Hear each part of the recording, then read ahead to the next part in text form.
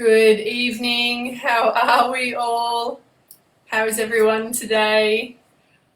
You'll have to excuse me. I have just sat here and delivered our content, but as it turns out, I hadn't pressed the go live button. Oh dear. So apologies if you came in at the correct start time. I was here, I just hadn't actually gone live, so I'm really sorry about that. So I'm back. We're going to do it again. We are here for the 5 ways to support you to feel in integrity with the results that you say that you deliver. So if you're with me, please say hello. That should have given me the tag tip off that I wasn't live, because I was like, oh, no one's coming to join me today. But it was because I hadn't actually pressed the go live button. Oh, Hordy, rookie fail.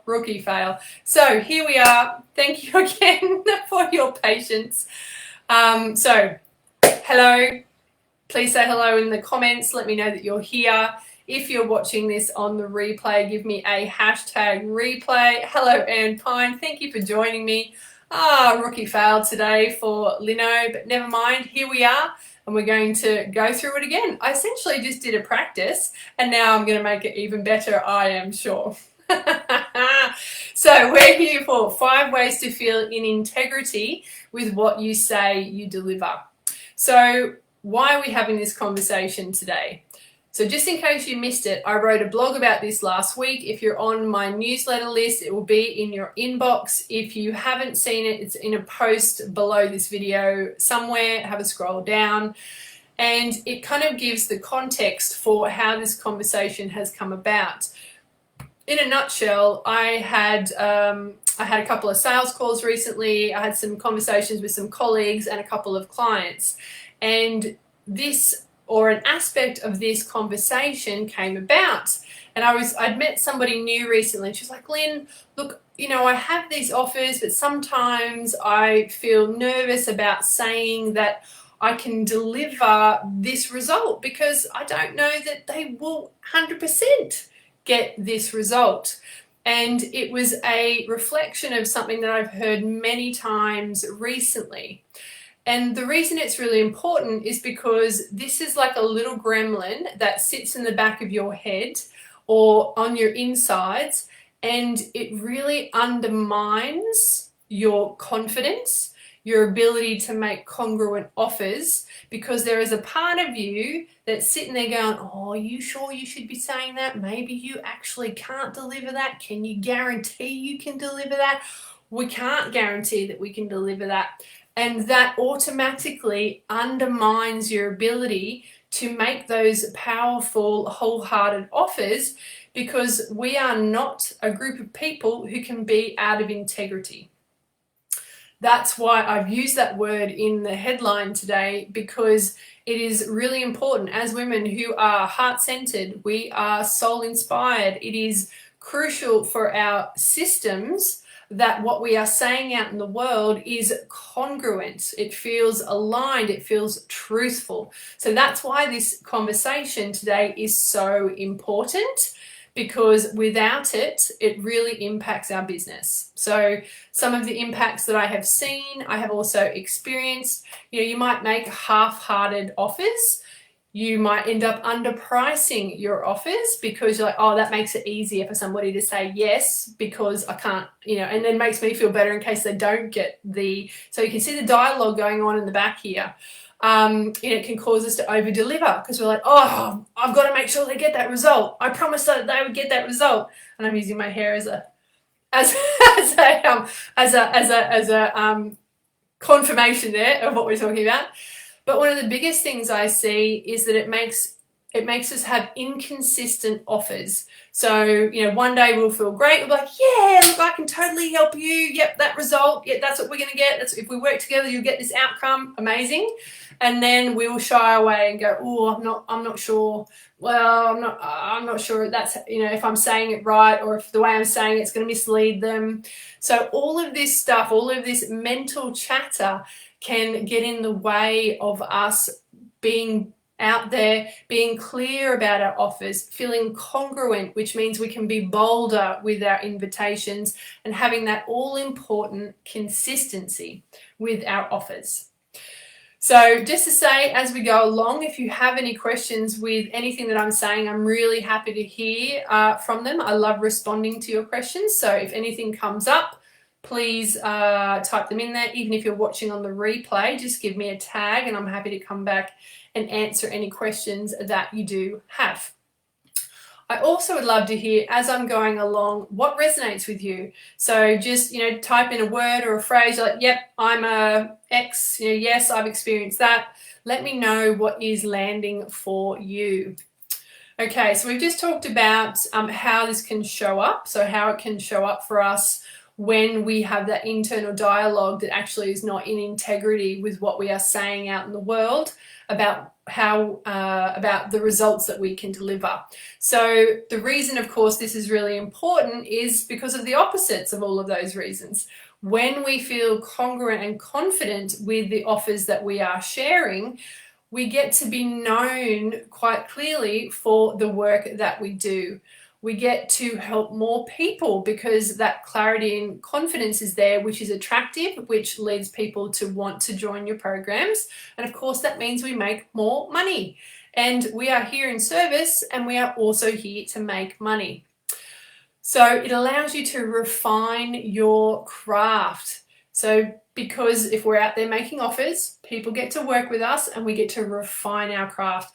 I didn't get to where I am right now and knowing how to run my business and help my people without having gone through many years of refinement through working with people, knowing what worked, knowing what didn't work, trying new things. So making offers congruently allows us to work with people so we can refine our processes and refine how to use our gifts in the best way possible for our clients. So the caveat here, so we are here to talk about the 5 ways you can support yourself, but all of this is really important for context. This is an important conversation that we're having today. Anne Pine says I'm in her head. Yay! That's funny. I hope that's not too scary for you, Anne, just to say. So this is a tricky conversation, and I just want to acknowledge that. It can feel a bit murky because this idea or concept of where does responsibility lie for results can be a murky conversation. I've had many, all varieties, and that's probably a whole other training. But to suffice it to say, what I'm here to share with you today is that I'm not saying I said it much better when I wrote it in my blog because I'm a writer. But what we're saying is to recognize that not everything when you work with your clients is in your control. That's certainly been my experience as a service provider. It has been my experience as someone who has joined a program. So I have joined programs and not been in the right place to benefit from that program that I was in, and we'll come to what part of responsibility that was on the service provider. So sometimes our clients can come to us and energetically they're not ready to up level. They're in huge resistance and not willing to let that go.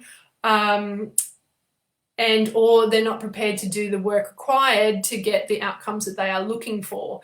So all of those things are not within our control, but they are necessary in order for somebody to get a result. So this is why I say it's murky, because there are aspects of this whole conversation we are not in charge of or in control of.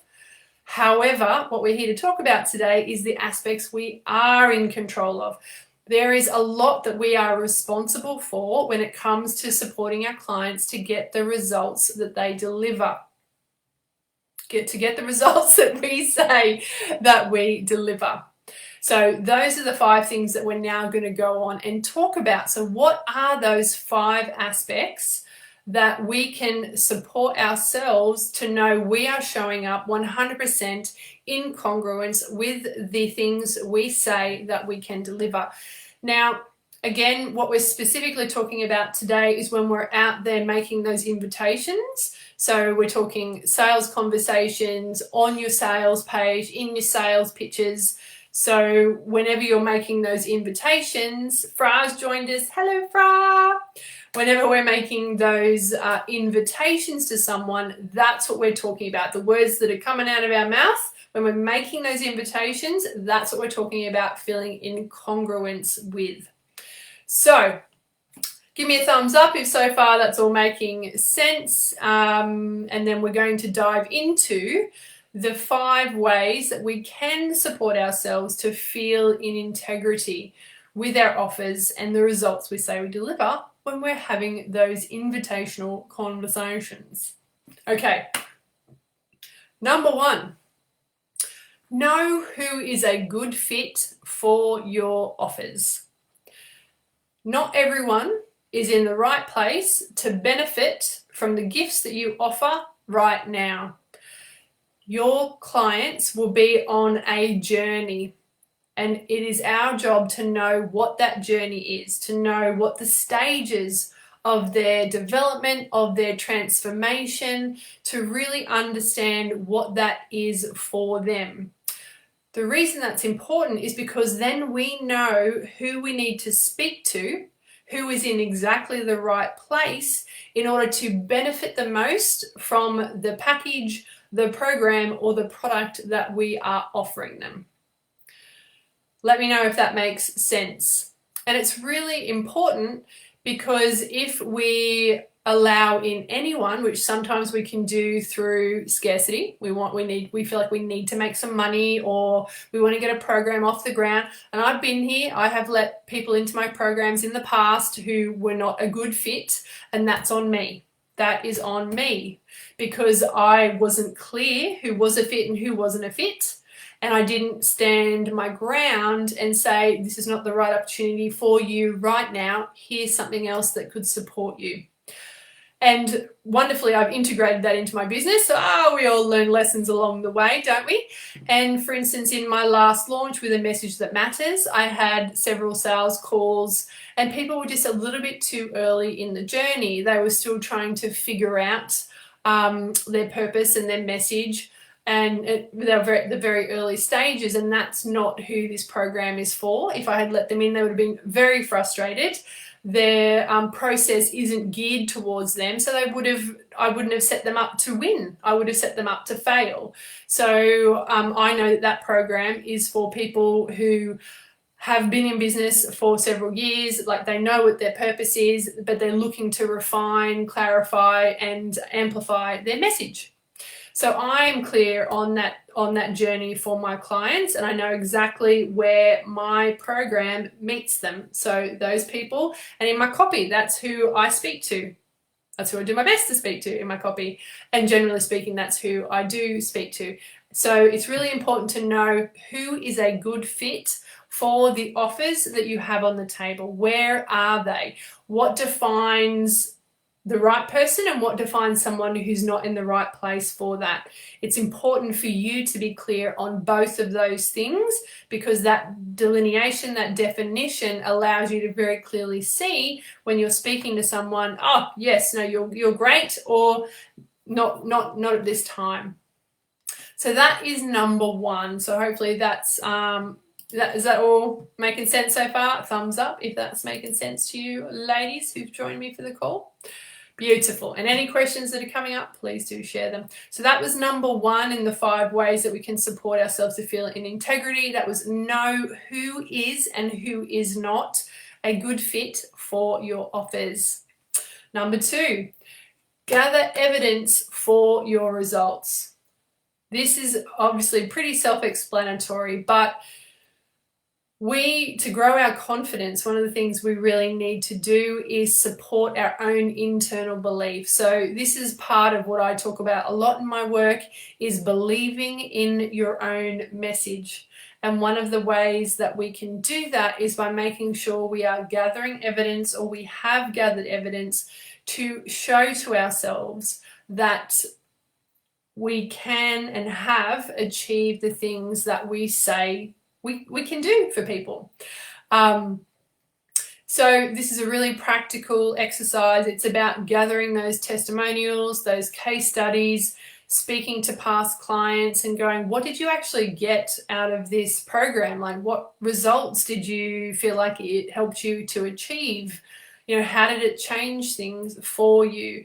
So that is a continual checking in with clients when they finish programs or packages with you, and gathering that information from them, putting it all into a lovely little document, using some of them for your testimonial posts out there for your authority pieces. But most of all, it's about making sure you've got that little gem of a document, like it's a treasure trove of all the ways that you have supported someone, helped them get results and outcomes in their business or their life, depending on the work that you do. So that is about like gathering, as I said, so this is number 2, gathering evidence for your results, because it allows you to come from a place of, I have done this. And you can feel that when I say it, I have done this, versus I think I can. But we can support ourselves to feel that I have done this many times. And that's through gathering that evidence. Now, small caveat, I'm sure there'll be somebody watching potentially who'll be like, well, I haven't worked with clients yet. So if you are in that position, I truly believe that there's going to be experiences in your past that show what you can do. That could be you've worked with somebody for free to help them with certain outcomes or in certain ways. It could be from your corporate career, you had skills that were ignored or overlooked, but they're really coming to the fore now in what you're doing. And it could be friends or family. Have a think about, like, why have they come to you? What is it that they seek you out for? So there is going to be evidence, and it's our job to find it. So that's number 2, gather evidence for your results so that you can come from that place of, I have done this, I have supported somebody to get this result. And as you can feel, that is a lot more confident, congruent place. Making sense? Hopefully so. Again, if you've got any questions, drop them in the comments. All right, so number 3. So that one, gathering the evidence, was about your internal confidence. So having that thing to remind yourself, yes, I can do this thing. Next, we want to talk about number 3, which is about talking about what you have helped people achieve. So the context for this one is around when you are having those sales conversations, when you're writing that sales page, or delivering a sales pitch, however you are making your invitations to your audience. This is about the language that you are using, actually talking about experiences, results, or outcomes that real people, like real clients, have had. I've been doing this for a while now, and it feels so much easier, so much more in congruence, because I will list off tangible outcomes. So if you're not sure exactly what that means, it's like I will talk about, you will get to know your ideal client inside and out so you can speak their language. That's a tangible outcome. They will understand the language of their ideal client. So that's one tangible example. And another one is, understand your own unique marketing system, get to know what that looks like. And these are things that I have helped people with for many years. They're outcomes that people have had working with me in programs and coaching packages. So I feel really congruent about talking about those. So that was tangible outcomes. And the other thing we often need to be sharing is higher outcomes. So the aspirational pieces of what we can support people to achieve. So this could be, having their biggest income month ever. It could be, speaking to bigger stages. It could be getting invitations to podcasts or being a guest speaker. It could be launching your group program. So these are higher outcomes, and all of the ones I've just talked about are on my own sales page for A Message That Matters, and they are all tangible things. Even though they're higher outcomes, I have supported people to get in real life. So that means for me, when I am sharing them, like, my energetic level is like completely like, so this is me congruent. I'm completely congruent and confident because I know I have already helped people to achieve those outcomes. So that's what we're talking about here, which is number 3 around talk about what you have done when you are making those invitations. Now, if those detailed outcomes are still feel really wishy-washy or unclear to you, pull it back. Go to a more conceptual level. So as an example, I help somebody with message clarity.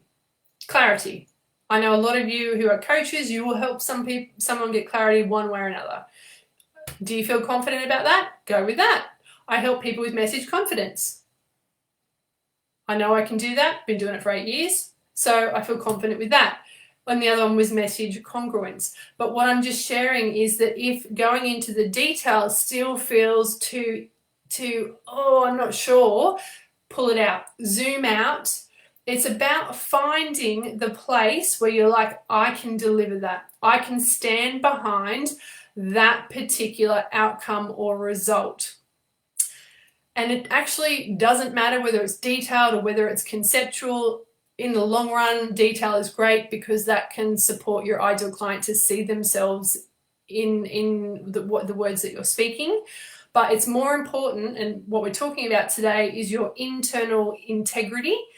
So go with wherever you can, whatever you can confidently stand behind as the results that you deliver. That's where you want to begin working with right now, and then slowly but surely expanding that out. Okay, beautiful. And says, I'd forgotten to think about evidence from my corporate world. 100%. And your life, your role as a mother, as a wife, you know, as someone who you have so much lived experience. And this is something we forget and we miss and we invalidate as not valuable as evidence, but it 100% is. If you've lived it, if you've moved through it, that is a beautiful piece of evidence that I would love for you to be using. So thank you for saying that, because it allowed me just to share that little nugget for you and everybody else. Okay, so we've been talking about talk about what you have achieved. So that supports you to feel confident because you're like, I have achieved that. Okay, so number 4, this is a little bit controversial, is if you're not 100% confident, do not guarantee a result. I do not guarantee a result. This is controversial because you'll see in the online space, particularly with online courses, people are often encouraging you to go, you should always have a guarantee, and it supports people to buy. But if it puts you out of integrity, it is not worth putting on the page. Now, I don't deal in online courses. My programs at the minute are all face-to-face. So when I get to delivering more online programs, and I probably still don't know that I would do a guarantee, because that, as we talked about earlier, that part I cannot control is whether somebody shows up, does the work, and is ready for a transformation. That's not something that I can control. But for all of the things we've talked about, you know, I can know if somebody's in the right place, if they're ready for that. So that's something to consider around that. And you don't have to offer a guarantee, guys. Here's the alternative. Here is what I do. So I don't offer a guarantee. What I do is confidently share probable outcomes. I confidently share probable outcomes. So I've been doing this work long enough now to know that the majority of people, the high majority of people who work with me will get message clarity, confidence, and congruence. So I feel in full integrity sharing those outcomes and the tangible aspects of those 3 things because I have the evidence to back it up. So you can see how number 4 and number 3 fit together. And actually 2, 3, and 4 all fit together. So it's that evidence that supports you to speak about it in tangible ways and speak around probable outcomes. So hopefully that makes sense. Probable outcomes is what you can stand behind. So that is number 4. So as I said, like, I don't offer a guarantee because there are parts of my client's journey that are not in my control. What I do though is make it very clear what I need from them before they join the program. So in one of my sales calls, I said, are you willing to be vulnerable? Are you okay to go on the emotional journey that is required in order for you to step into your full powerful message? So I am really clear that that's going to be two of the things that are required. Do you have the time to do this course? Can you put aside an extra 2 hours a week in order to work through the modules? So I know the aspects of my course that somebody needs to be able to commit to and say yes to in order to get that outcome. So hopefully that this is making sense. It's about our awareness of what are the pieces on our side, on our client's side, and within our program, which we'll get to next, that allows somebody to get that result. And the clearer we are, the more discerning we are about whether somebody's in the right place or not in the right place, and that's who we invite into our programs, the likelihood, the much higher likelihood, they will get the result.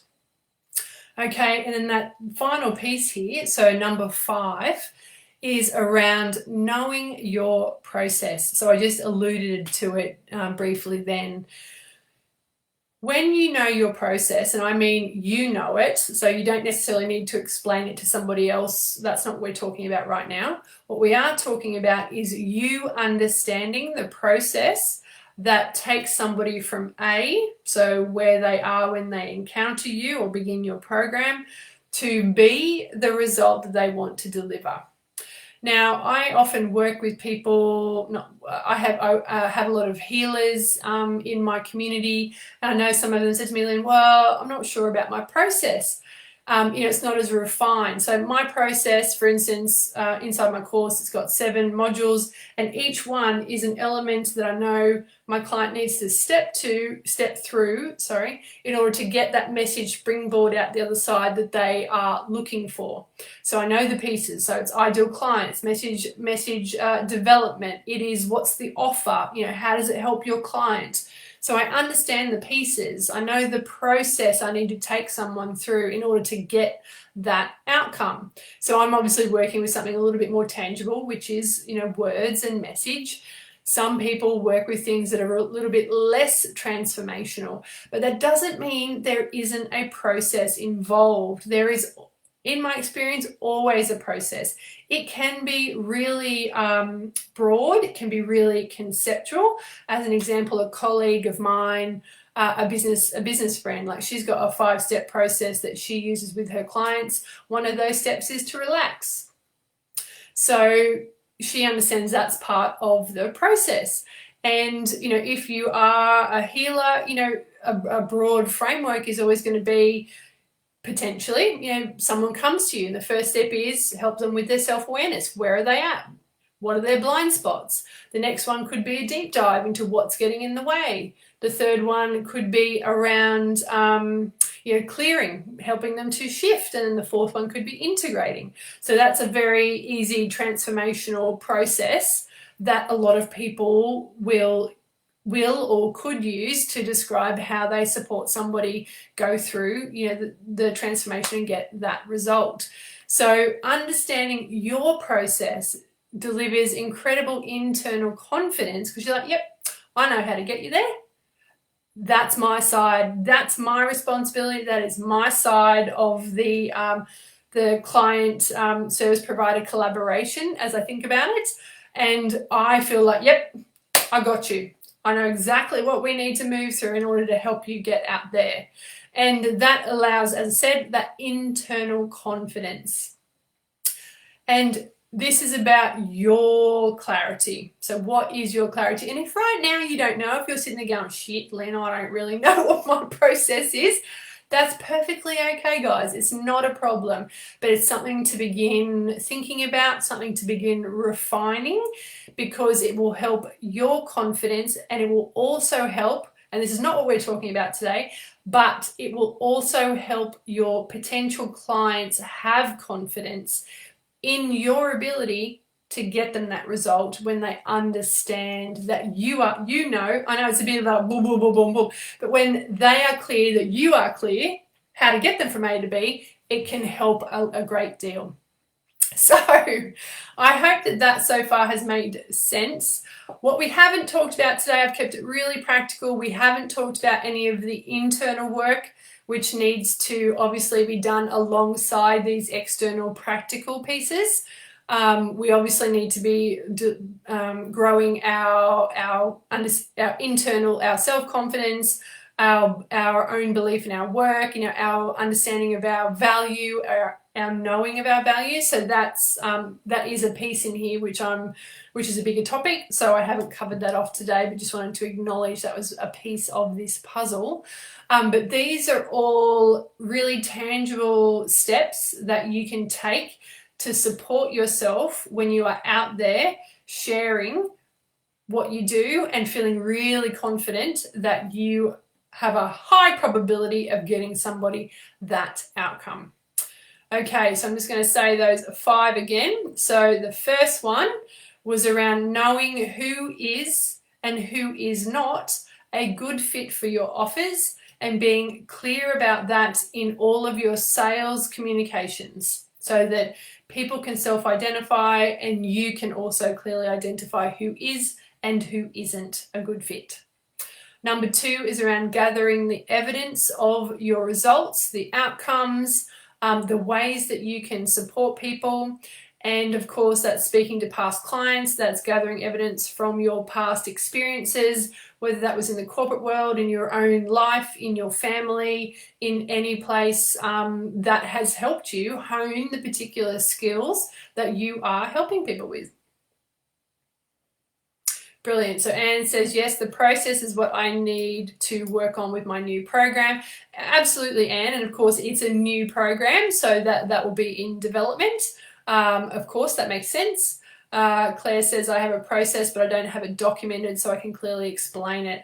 That would be a really great step then for you, Claire, because that documenting it will get it even clearer here. So when you're having sales conversations, it's already in your head and you can understand at how to explain it. So that's going to be really helpful for you to do. Brilliant. Love that. Okay, so I was talking about number 2 was gather evidence for your results. Number 3 was when you're out there talking about your offers, talk about what you have helped people to achieve so it feels in congruence. Number 4 is don't guarantee a result if you're not comfortable, but get behind probable outcomes. Stand behind your probable outcomes. And number 5, know your process.